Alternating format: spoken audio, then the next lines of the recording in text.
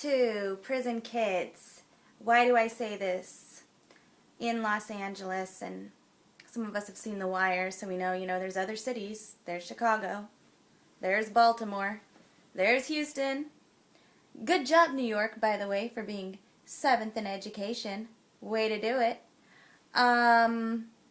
Anyways, to be continued, as far as LAUSD is concerned. Why are we setting these kids up to go to prison? Well, first off, I'm going to start with the actual layout of the school. If you will look at the way these schools look, they are not very aesthetically pleasing. Even the older ones that have been around since 1908 and have their rose gardens are covered with huge, massive barbed wire fences and chain link fences and they lock the kids in during the day and they lock everybody bad out. And, there's still occasional prison break where you see the kids jump over the side fence that's still a little bit shorter. So we literally lock them in and imprison them during the day. Okay, that's point 1. Point 2 is that these kids literally have to commit a felony in order to get a consequence. Unless, of course, the teacher closes the door and just gives them whatever consequence. I mean, you are on your own, basically. If you're a good teacher, you're not going to send your kid down to the dean. And what's the dean really going to do?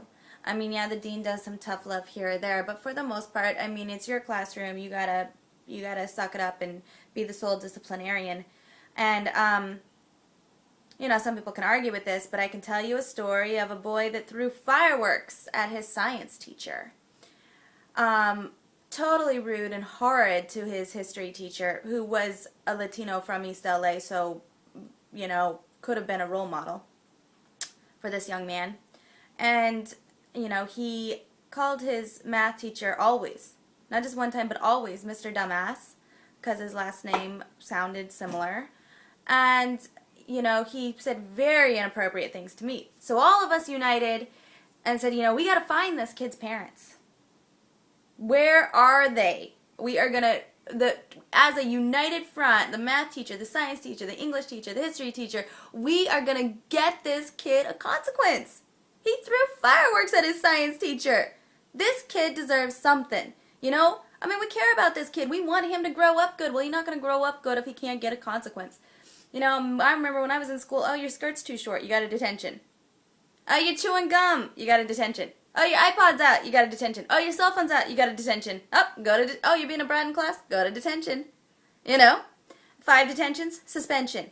2 suspensions, expulsion.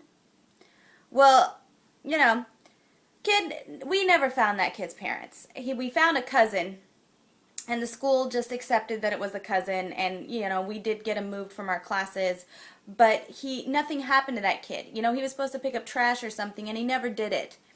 And even still, they know nothing happens to them. And so they literally... Now, here's the phenomenon with teenagers. In our society, it's cool to be bad. You want to be bad a little bit with the rap music. Okay, fine. You be bad. But, these teenagers should chew a piece of gum and get a detention and get in trouble and get told, okay, you're bad. And they get to satisfy this rebellion. They get to satisfy it, and there's a boundary. And they get their consequence, and they get told that they need to do better, and, blah, blah, blah. They move on with their lives. They shouldn't have to actually assault somebody and go to jail. So that's first off. There's no consequences and no boundaries. Second reason, it's Prison Planet Los Angeles, and starting with raising our kids to go to prison is with the free lunch. Now look at how many of our kids get the free lunch, and our kids are resourceful. I gotta say, LA kids are resourceful. I mean, they've been making money since they were 9 years old, some of them, and the ones that haven't don't need it, apparently. But even still, most of their parents are on some type of system plan or whatever.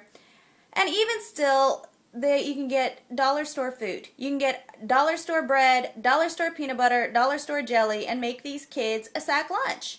Have those kids take a sack lunch to school. Where do you think these laid off, and if the dollar store is not good enough for your kids, where do you think these laid off teachers are shopping? Because they're only getting their $9,000 every, or, $950 every 2 weeks to live off of. So where do you think they're shopping? You know, if it's good enough for a laid off teacher, it's good enough for an LA kid. You know, peanut butter and jelly. There's worse things out there. And, you know, send them to school. And I think it's funny that these kids are always complaining that the school lunch isn't good enough when they don't realize they're sacrificing education, they're sacrificing teachers' jobs by not bringing their own lunch to school. And if each school lunch costs $2.50 and we're serving, you know, 1 million free lunches a day, you know, I mean, when you actually analyze the cost, it's really, how many teacher jobs is that?